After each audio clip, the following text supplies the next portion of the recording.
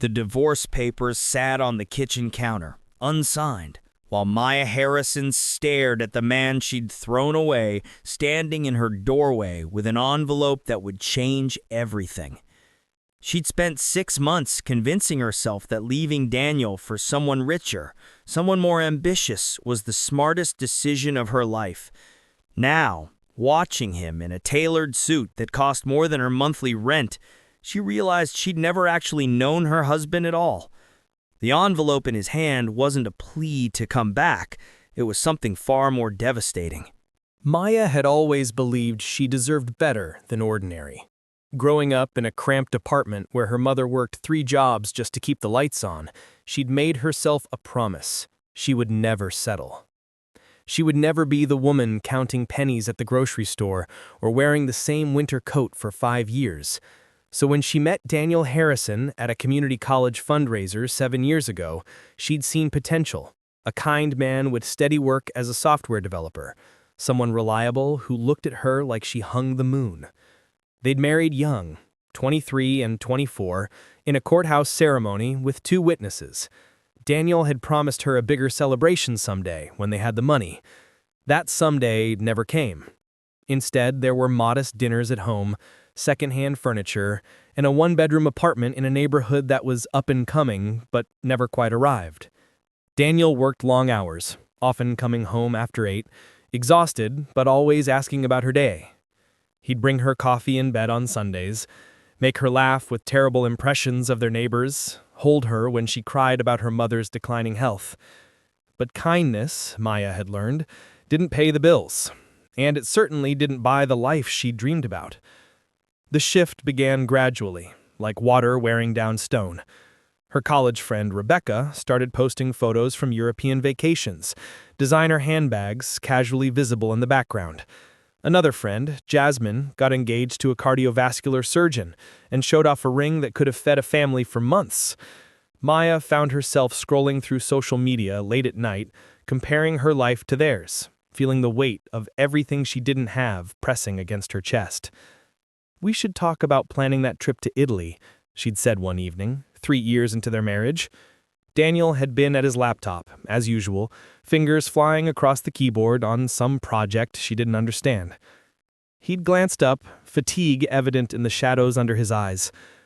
"Soon, Maya. Work's been intense, but there's a promotion possibility. If it comes through, we'll have more breathing room." The promotion never materialized. Or, if it did, nothing changed. They still ate takeout from the Thai place down the street instead of the new French restaurant everyone raved about. Still drove the same reliable but unremarkable sedan. Still lived in the same apartment where the neighbors' arguments echoed through the walls at 2 a.m. Maya started spending more time at the gym in their building. That's where she met Brendan Caldwell. Brendan was everything Daniel wasn't. Polished, confident, always dressed like he'd stepped out of a magazine spread. He was a commercial real estate developer, he'd told her, as they both reached for the same elliptical machine. His smile was practiced, perfect. Within weeks, he was buying her smoothies after their workouts, complimenting her form, asking questions about her life with an intensity that felt like spotlight warmth. "You're too vibrant for this place," Brendan had said one morning, his hand lingering on her shoulder. "You should be living downtown, wearing designer clothes, eating at restaurants where the wait list is 3 months long." The attention was intoxicating. For the first time in years, Maya felt seen, not as someone's wife or someone's daughter, but as herself, desirable and valuable. Brendan texted her throughout the day with jokes and observations. He invited her to gallery openings and rooftop bars where cocktails cost $20, and the view stretched across the entire city. He never asked her to be anything other than beautiful and charming. Daniel noticed her pulling away, of course. He'd try to plan date nights, suggest walks through the park they used to love, ask if something was wrong. But his efforts felt too little too late. Maya had already started mentally packing her bags. The night she told Daniel she wanted a divorce, he'd gone very still. They were sitting on their worn couch, the television playing something neither of them was watching. Outside, rain hammered against the windows and sheets. "Is there someone else?" Daniel's voice had been quiet, careful like he was handling something fragile. Maya had looked away. Does it matter? This isn't working. We want different things. I need more. More, Daniel had repeated, and something in his tone, resignation maybe, or a sadness so deep that it had its own gravity, made her chest tighten. But she'd pushed past the feeling. You're a good person, Daniel. You deserve someone who's happy with this life. I'm not. He'd nodded slowly, standing up from the couch. For a moment, she thought he might fight for them, might argue or plead. Instead, he'd simply said, "If that's what you want, I won't stand in your way." The divorce process was eerily smooth. Daniel had hired a lawyer, agreed to a fair division of their minimal assets, never contested anything. Within 3 months, Maya had moved into Brendan's luxury condo downtown, with floor-to-ceiling windows and a doorman who knew her name. She'd posted photos of champagne brunches and weekend getaways to wine country. Her mother had asked, voice tight with disapproval, if she knew what she was doing. Maya had assured her she did. But Brendan's shine began to tarnish almost immediately. He was controlling in small ways that accumulated, commenting on her clothes, monitoring her calories, checking her phone when he thought she wasn't looking. The restaurants and parties that seemed glamorous revealed themselves as performances, places where Brendan networked and Maya was expected to smile and nod and look pretty beside him. He began criticizing her laugh, her stories, the way she pronounced certain words. 6 months after leaving Daniel, Maya found herself alone in Brendan's gleaming apartment, staring at a text message that confirmed what she'd suspected for weeks. Brendan was seeing someone else, someone younger, someone more connected to the social circles he was trying to break into. The message, meant for the other woman, had been sent to Maya, by mistake. A casual slip that revealed casual cruelty. Almost done with this one. Found better upgrade. Maya had packed her things that night, moving into a studio apartment she could barely afford. Her savings depleted by 6 months of trying to keep up with Brendan's lifestyle. The divorce papers from Daniel remained unsigned, sitting in a folder in her closet. She told herself she was keeping her options open, but the truth was simpler and more painful. She'd made a mistake she couldn't undo. 3 weeks later, on a gray October morning, Daniel had appeared at her door. Maya had almost not recognized him at first. The Daniel she'd left behind had dressed in jeans and button-downs from outlet stores. His hair always slightly too long because he'd forget to schedule haircuts. The man standing in her doorway wore a charcoal suit that fit like it had been made for his exact measurements. His hair professionally styled, his posture different, confident in a way that didn't need to announce itself. "Maya," he'd said simply, his voice the same gentle tenor she remembered. "Can I come in?"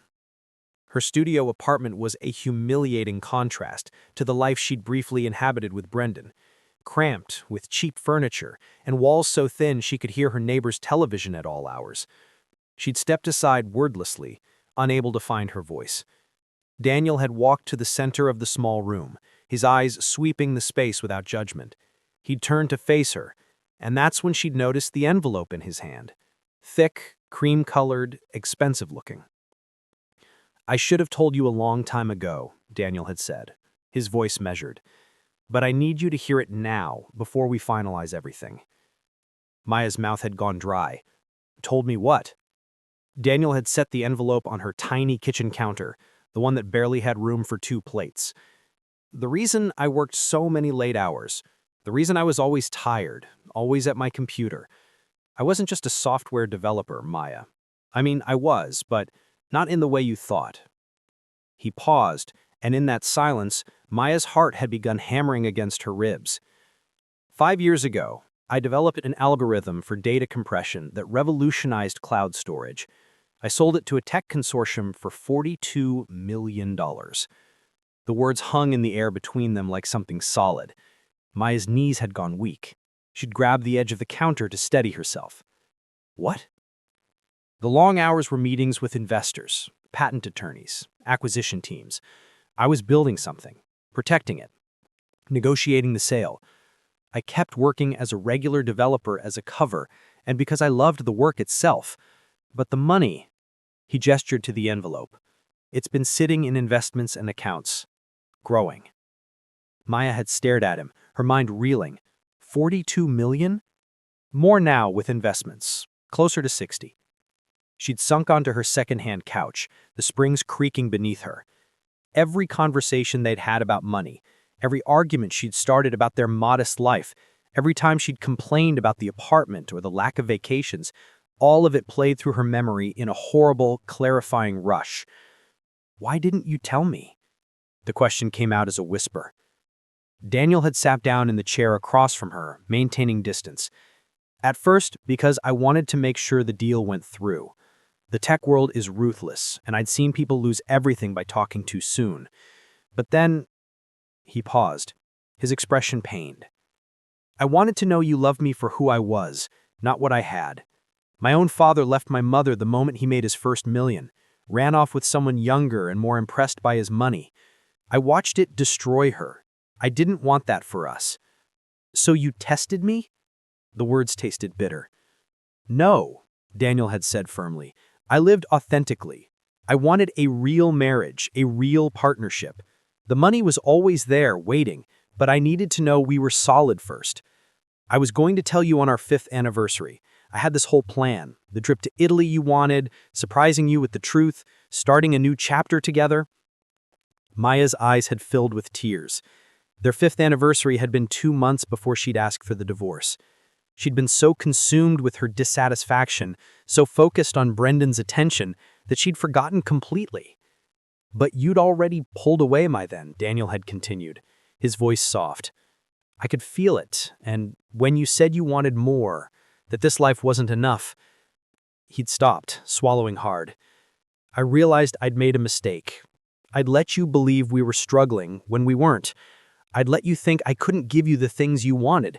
That was my failure, not yours." "Daniel." He'd held up a hand. "Let me finish. The envelope contains documentation for an account I set up in your name 2 years ago. $5 million. It's yours regardless of what happens between us. You never have to worry about money again. You can travel, go back to school, do whatever you've dreamed about." Maya had felt like she was falling through ice, cold shocks spreading through her system. "Why would you give me anything? I left you. She couldn't finish the sentence. The full weight of what she'd done was crushing her. "Because I loved you," Daniel had said simply. "Because you deserved better than uncertainty and secrets. And because, despite everything, I want you to be happy." He'd stood then, buttoning his suit jacket with careful precision. "The divorce papers are ready whenever you want to sign them. My lawyer will handle everything quickly and quietly. You won't have to see me again if that's what you prefer." "Where are you going?" Maya had asked, panic rising in her throat. "Back to my life. I have a meeting in 2 hours." He paused at the door, his hand on the handle. "For what it's worth, Maya, I don't blame you. I should have been honest from the beginning. I thought I was protecting us, but I was really just protecting myself from my own fears." After he'd left, Maya had sat frozen on her couch for 20 minutes before finally opening the envelope.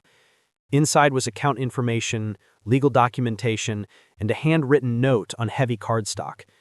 "You always deserve the world. I'm sorry I made you feel like you had to settle for less. Whatever you choose, I hope you find the happiness you're looking for. Daniel." Maya had cried then, deep sobs that shook her entire body. Not because of the money, though the number was staggering, life-changing, but because of what she'd thrown away. Daniel had loved her completely, had been building a future for them, and she'd been so convinced he wasn't enough that she never bothered to look deeper. She traded a man who cherished her for one who discarded her the moment something shinier came along. The next 3 days passed in a fog. Maya couldn't eat, couldn't sleep. She replayed every moment of her marriage in her mind, seeing it through new eyes. Daniel's long hours hadn't been neglect, they'd been sacrifice. His contentment with our simple life hadn't been lack of ambition, it had been confidence that we didn't need material things to be happy. His steady kindness hadn't been boring, it had been real. She'd tried calling him twice, but both times she'd hung up before the first ring. What could she possibly say? That she was sorry? That she'd made a mistake? The words felt inadequate, tiny in the face of what she'd done. On the 4th day, Maya's mother called. I saw Daniel at the grocery store yesterday, her mother had said without preamble. He looked good, healthy, asked about you. Maya had pressed her phone against her ear, desperate for any detail. What did you tell him? That you were figuring things out. Baby, I don't know what happened between you two, and it's not my business. But I've known that boy for 7 years. He's got a good heart, the kind you don't find twice. After hanging up, Maya had made a decision. She couldn't undo her choices, couldn't erase the hurt she'd caused, but she could at least be honest, with Daniel and with herself. Maya had asked Daniel to meet her at the coffee shop where they'd had their first date 7 years ago. It was a small place called Morningside Brews, tucked between a bookstore and a vintage clothing shop, with mismatched chairs and local art on the walls. She'd arrived 15 minutes early, ordering a black coffee she couldn't drink, her stomach too knotted with anxiety. Outside the window, autumn leaves tumbled across the sidewalk in shades of amber and rust. When Daniel walked through the door at exactly 11 o'clock, Maya's breath caught. He was dressed more casually today, dark jeans, a navy sweater, but he still carried himself differently than she remembered. Or maybe she was just seeing him clearly for the first time. He'd spotted her immediately, offering a small smile that didn't quite reach his eyes. As he approached the table, Maya stood awkwardly, unsure if she should hug him or shake his hand or simply sit back down. Daniel had solved the problem by pulling out his chair and settling across from her, maintaining a careful distance. "Thanks for coming," Maya had said, her voice unsteady. "I wasn't sure you would. You asked me to." He said it simply, like that was reason enough. A barista had appeared to take Daniel's order, an Americano with room for cream, exactly what he'd always ordered. Some things hadn't changed. The familiar detail made Maya's chest ache. "I've been thinking about what you told me," Maya had begun, once they were alone again. "About the money, the algorithm, everything. And I need you to understand, I don't want it. The $5 million, I can't accept it." Daniel's expression had shifted to surprise. "Maya, please let me finish." She'd gripped her coffee cup, needing something to anchor her.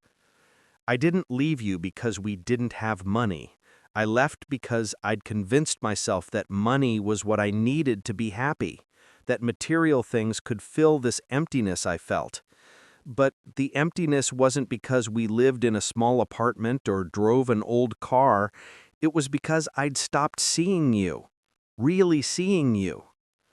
She'd taken a shaky breath, forcing herself to continue.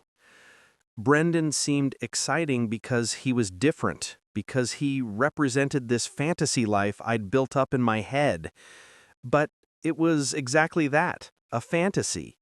When I was actually living it, I realized how hollow it all was. The fancy restaurants, the expensive clothes, the parties, none of it mattered because none of it was real. He didn't love me. He barely even liked me. I was just another accessory to him." "I'm sorry he hurt you." "Don't," Maya had said, tears pricking her eyes. "Don't be kind to me right now. I don't deserve it. I threw away our marriage because I was too shallow and stupid to recognize what I had. You loved me, really loved me, and I traded that for someone who saw me as disposable." "You're not stupid," Daniel had said quietly, "and you're not shallow. You're human. You wanted more from life, and there's nothing wrong with that." "But I had more," Maya had insisted, her voice breaking. "I had you. I had us. We were happy, Daniel. I remember being happy. I stopped appreciating it. I stopped choosing gratitude and started choosing resentment." The coffee shop bustled around them, students typing on laptops, a mother soothing a fussy toddler, the hiss of the espresso machine. But Maya felt like they existed in a bubble, separate from everything else. "I should have told you about the money," Daniel had said after a moment. I justified keeping it secret, but the truth is I was scared. Scared that money would change you, change us. My father's betrayal messed me up more than I wanted to admit. I was so determined not to repeat his mistakes that I made different ones. We both made mistakes, Maya had acknowledged, but mine were worse. I gave up on us. I hurt you in a way that can't be undone. Daniel had looked down at his coffee, and when he spoke again, his voice was careful. Can I ask you something?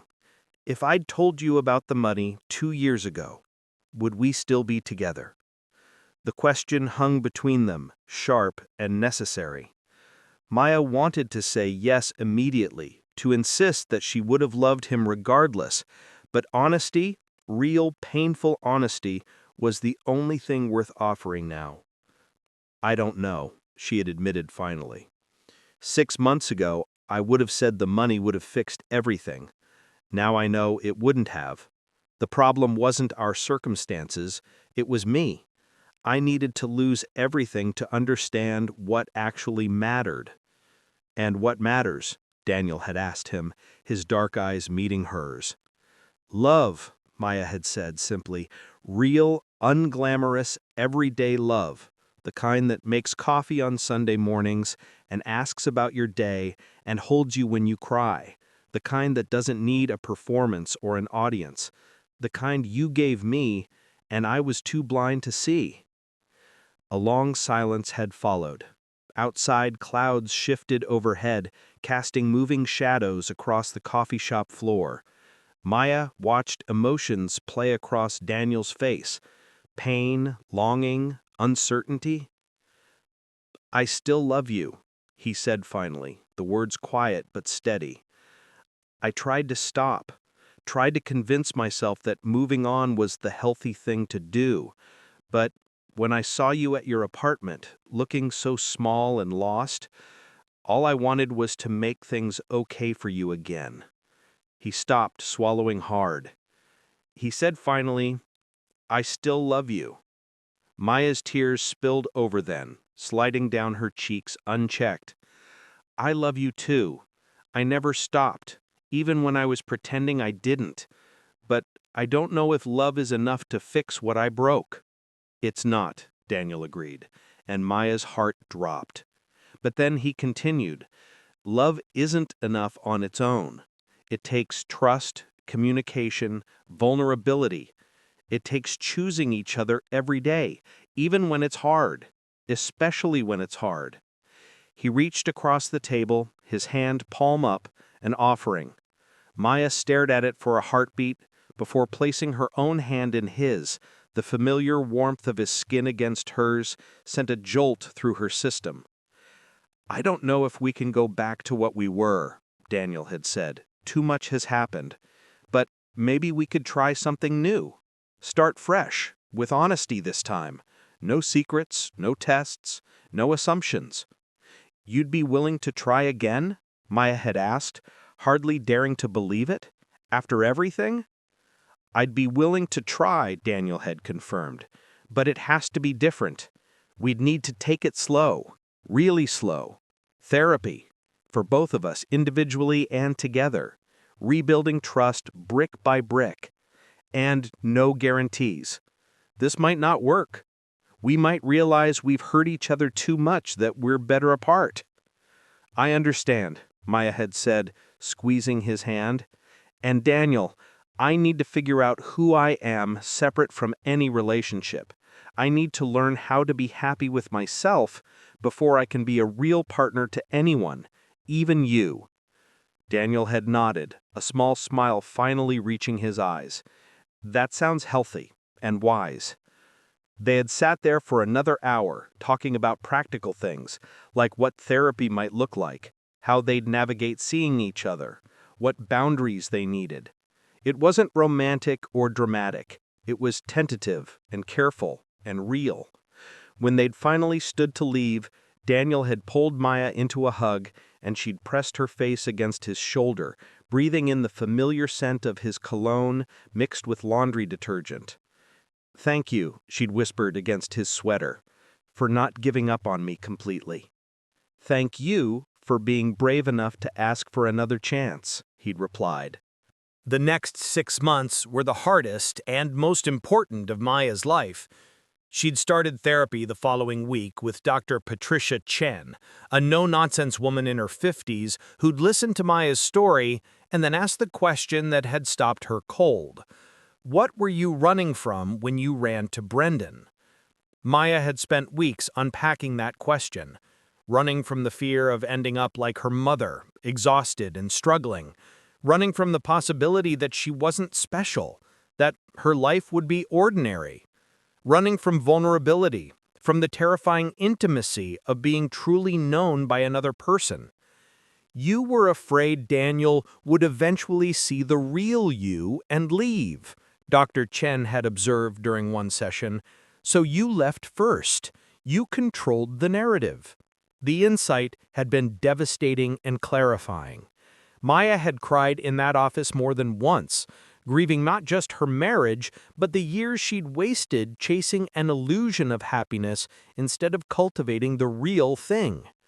Daniel had been in therapy too, working through his own issues with trust and communication. They'd seen each other sporadically during those months, coffee dates every other week, a walk through the botanical gardens, a movie where they'd sat with careful space between them. Each meeting was tentative, both of them learning new patterns, practicing honesty. I felt inadequate a lot during our marriage, Daniel had admitted during one of their walks, his hands shoved in his jacket pockets. Like I should be doing more, being more. The money was the secret proof that I could provide, that I wasn't failing you. But keeping it secret was its own kind of failure. We were both performing, Maya had realized. You were performing the struggling developer, and I was performing the supportive wife. Neither of us was being authentic. In March, they'd started couples therapy with Dr. James Morrison, a gentleman with silver hair who'd ask them to list 3 things they appreciated about each other. Maya had found it surprisingly difficult, not because she couldn't think of things, but because putting feelings into specific words required a precision she wasn't used to. I appreciate that you're doing this work, she'd said finally, that you didn't write me off as a lost cause. And I appreciate your humor, the way you find something amusing in almost any situation. And she paused, throat tight. I appreciate that you still look at me with kindness, even after everything. Daniel's 3 things had made her cry. I appreciate your courage in admitting your mistakes. I appreciate how hard you're working to understand yourself. And I appreciate that you still laugh at my terrible jokes, even the ones you've heard 100 times. The real turning point had come in April, on a rainy Tuesday evening. They'd been at Maya's apartment. She'd kept the studio, refusing to touch the money Daniel had set aside for her, working on an exercise Dr. Morrison had assigned, writing letters to each other about their needs and fears. She'd been struggling with hers, staring at the blank page while rain drummed against the window. Daniel had been at the small table, his pen moving steadily across paper. When he'd finished, he'd folded his letter and set it aside, then looked up at her. I'm afraid you'll leave again. I'm terrified that we'll rebuild something, and then one day you'll wake up and decide it's still not enough, that I'm still not enough. The raw vulnerability in his voice had broken something open in Maya's chest. She'd set down her own pen and moved to sit beside him, close, but not touching. I'm afraid I'll hurt you again, she'd confessed. I'm afraid that I'm fundamentally broken, that I'll always be chasing something more instead of appreciating what I have. I'm afraid that loving me is a mistake you'll eventually regret. They'd sat in that admission for a long moment, the rain providing white noise against their silence. Then Daniel had taken her hand, his thumb brushing across her knuckles. What if we're both afraid and we try anyway? What if we fail? Maya had countered. Then we fail having tried. That's better than living in the wreckage of what-ifs. Something had shifted between them that night. Not everything. Trust couldn't be rebuilt in a single conversation, but enough. enough to keep trying. By May, they'd established new rhythms. Daniel had insisted on taking Maya to dinner once a week, his rules. They had to try new places, price didn't matter, and they each had to share something they'd learned about themselves that week. Maya had been skeptical at first, but the practice had forced them both to stay present, to keep doing the internal work even when it was uncomfortable. "I learned I've been using busyness as a shield," Daniel had said during one of their dinners at a small Italian place with checkered tablecloths. "I'm working on just being still sometimes. I learned I'm actually pretty creative," Maya had shared another week over Thai food that made her eyes water from the spice. "I've been taking a painting class, and it turns out I'm not terrible at it. It's nice to do something just for the joy of it, not because it's going to impress anyone." They'd also established boundaries. No talk of moving in together, not yet. No pressure about the future. They were dating, genuinely dating, getting to know each other as the people they'd become rather than the people they'd been. Maya had also done something she'd been putting off for years. She'd gone back to school to study social work. The idea had crystallized one night when she'd been volunteering at a women's shelter, listening to a young mother talk about leaving an abusive relationship. Maya had recognized something of herself in the woman's story. Not the abuse, but the belief that love meant tolerating less than you deserved, that wanting more made you selfish. "I want to help people figure out what they're worth," Maya had told Daniel over coffee. "I want to do work that matters." Daniel had smiled, genuine pride in his eyes. "You'll be brilliant at it." In June, on what would have been their 7th anniversary, Daniel had asked Maya to meet him at the botanical gardens. She'd arrived to find him standing beneath a cherry blossom tree, its pink petals drifting down like snow. In his hands was a small box, not a ring, but something else. "I bought this the week before you asked for the divorce," Daniel had said, opening the box to reveal a delicate silver bracelet with a small charm, a tree. "I was going to give it to you on our anniversary, along with the truth about everything. The tree was supposed to symbolize our roots, our growth." Maya had traced the charm with one finger, her vision blurring with tears. "Daniel, I still want to give it to you," he continued, "not as a marriage gift, but as a promise. A promise that I see you, all of you, the parts you're proud of and the parts you're still learning to forgive. And a promise that I'm choosing you every day, even when it's hard." Maya had let him fasten the bracelet around her wrist, the metal cool against her skin. "I'm choosing you too," she whispered, "every single day." They'd kissed then, gentle and tentative, under falling cherry blossoms while families walked past and children played on the grass. It wasn't the dramatic reunion of movies or novels. It was quieter than that, and more precious. Two broken people choosing to build something new from the pieces of what they'd lost. "Are we going to be okay?" Maya had asked against his shoulder as he held her. "I don't know," Daniel had answered honestly. "But I think we're going to try really hard, and maybe that's enough." 14 months after their first coffee shop conversation, Maya and Daniel sat across from Dr. Morrison for what they'd agreed would be their final couples therapy session. "I want to hear where you both are," Dr. Morrison had said, settling into his chair with his ever-present notepad. "Not where you think you should be, but where you actually are." Daniel had gone first. "I'm happy," he'd said, and the simplicity of the statement made Maya's heart skip. Not perfect, not without hard days, but genuinely happy. "I trust Maya in ways I couldn't have imagined a year ago. We're building something real, and I'm excited about the future." Maya had felt tears prick her eyes, the good kind. "I'm learning to trust myself," she'd added, "to trust that I can be happy without constantly looking for what's missing. Daniel and I, we're good together. We're not the same couple we were 7 years ago, and I think that's a good thing. We're better." Dr. Morrison had smiled, the kind of smile that came from witnessing genuine transformation. "You've both done remarkable work. The journey from where you started to where you are now, it's not nothing. You should be proud." After the session, they'd walked to Morningside Brews, the coffee shop that had become their place again. Maya had enrolled in her second year of social work studies, and Daniel had started a nonprofit focused on helping young entrepreneurs from underprivileged backgrounds develop their ideas. They'd found purpose beyond each other, which made their togetherness feel like choice rather than need. "I have something to tell you," Daniel had said once they were seated with their usual orders. He'd looked nervous, his fingers drumming on the table. Maya's stomach had tightened. "What?" "I bought a house.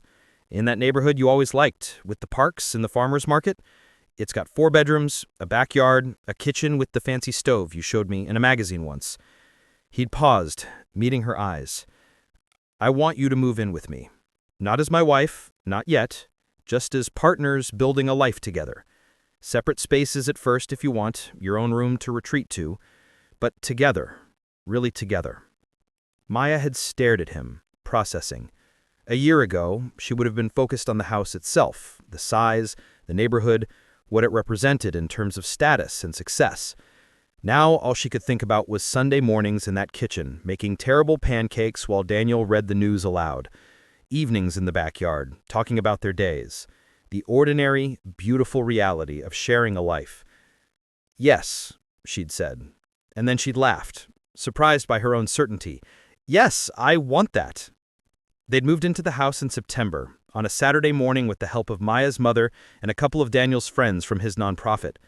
Her mother had pulled Maya aside at one point, watching Daniel and his friend carry a couch through the front door. "You look different," her mother had observed. "Lighter."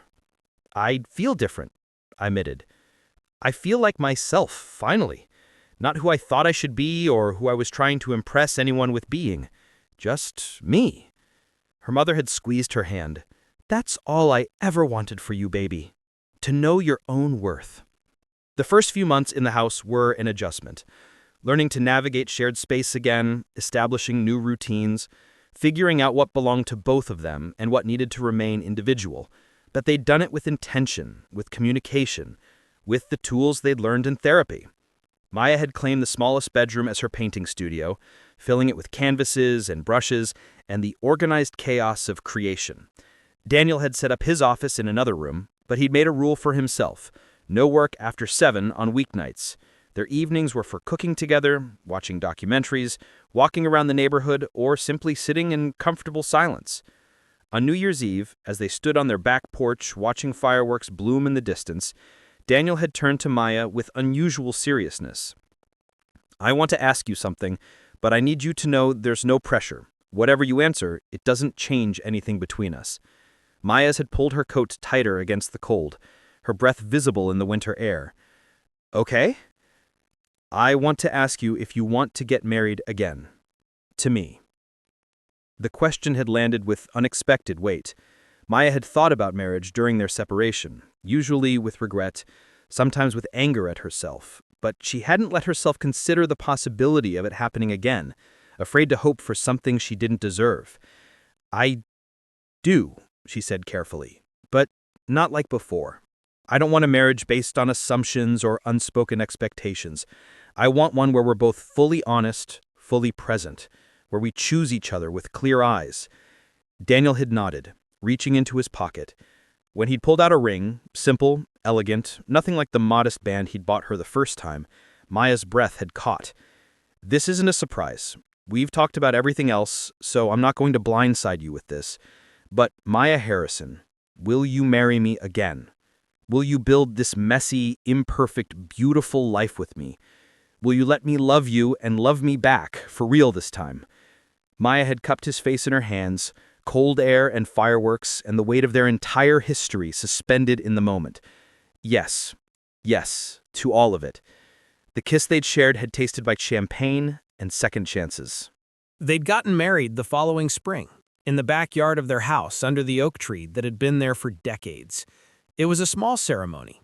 Maya's mother, Daniel's parents who'd flown in from Seattle, a handful of close friends, Dr. Chen and Dr. Morrison who'd helped rebuild them both. Maya had worn a simple white dress she'd found at a boutique, not worrying about designer labels or what it looked like in photos. Daniel had cried reading his vows, his voice breaking on the words, I promise to choose you every single day for the rest of my life." Maya's vows had been shorter, but she'd meant every syllable. "I promise to see you, to appreciate you, to never take our love for granted. I promise to do the work, even when it's hard. I promise to build a life with you based on truth, not fantasy. I promise to love you for who you are, not who I think you should be." When the officiant, a friend from Daniel's nonprofit, had pronounced them married, the small gathering had erupted in cheers. Maya's mother had cried through the entire ceremony, dabbing at her eyes with tissues she'd tucked into her sleeve. At the reception in their living room, pushed furniture making space for a makeshift dance floor, Daniel's best friend had given a toast that made everyone laugh and cry in equal measure. "I've known Daniel for 15 years, and I've never seen him as happy as he is with Maya. Not the first time they were married, but now he's found his person. And Maya, you're brave as hell for doing the work to become the partner he deserves. Here's to second chances and the people wise enough to take them." As the evening wound down and guests began to leave, Maya and Daniel had stood in their kitchen, her kitchen, their kitchen, washing dishes together in comfortable silence. Through the window, the last guests were saying goodbye in the driveway, their laughter carrying on the spring breeze. "Happy?" Daniel had asked, handing her a wet plate to dry. Maya had considered the question seriously, the way she'd learned to consider most things now. She thought about the journey that had brought them here, her mistakes, his secrets, the painful unraveling, and the even more painful rebuilding. She thought about the therapy sessions and the hard conversations and the slow, deliberate work of becoming someone she could be proud of. "Yeah," she'd said finally, setting the dried plate in the cabinet. "I really am." 2 years later, Maya graduated with her master's in social work. Daniel had been in the audience, clapping louder than anyone when her name was called. She'd started working at a nonprofit that helped women transition out of toxic relationships, and she'd found her calling in helping others recognize their own worth. She'd framed the bracelet Daniel had given her that day under the cherry blossoms, not to wear every day, but to remember what they'd survived. On particularly hard days, when old patterns threatened to resurface or doubts crept in, she'd look at that tree charm and remember, growth takes time, roots run deep, and some things are worth fighting for. One evening, 3 years into their second marriage, Maya had come home to find Daniel in the kitchen making dinner, his specialty, which was glorified takeout arranged on nice plates. She'd laughed, dropping her bag by the door and wrapping her arms around him from behind. "How was your day?" he'd asked, the question he'd asked 1,000 times before, the question that had once felt mundane but now felt like an anchor. "Good," she'd said, and meant it. "Challenging, but good. Helped a client find emergency housing, had supervision with my boss, normal stuff." Normal is underrated, Daniel had observed, and Maya had smiled against his shoulder because he was right. Normal, ordinary, everyday love, the kind built on small consistencies rather than grand gestures, turned out to be exactly what she'd been searching for all along. That night, after dinner, they'd sat on their back porch with mugs of tea, watching the sunset paint the sky in shades of orange and pink. The tree in their yard had grown taller, its branches reaching toward the fading light. Somewhere in the neighborhood, children were playing, their laughter drifting through the evening air. "Do you ever think about how things might have been different?" Maya had asked. "If you told me about the money earlier? If I'd never left?" Daniel had been quiet for a moment, considering. "Sometimes. But I don't think we'd be as strong. We had to break to learn how to bend. We had to lose each other to learn how to choose each other." Maya had reached for his hand, the gesture automatic now, natural. The bracelet on her wrist caught the last rays of sunlight, the tree charm glinting. "I used to think love was supposed to be easy, that if you had to work at it, something was wrong. But real love, it's a choice you make over and over. It's work, but it's the best kind of work." "Agreed," Daniel had said, lifting her hand to kiss her knuckles. And for the record, I'd choose you every time. Past, present, future, you're my choice. As the sun sank below the horizon and the first stars began to appear, Maya had leaned against her husband's shoulder and thought about the woman she'd been 5 years ago. Desperate, dissatisfied, convinced that happiness existed somewhere else with someone else. She'd been so certain that more meant better, that the life she had wasn't enough. She'd been wrong about almost everything. But she'd been given the rarest gift, a second chance to get it right. And this time, she wouldn't waste it.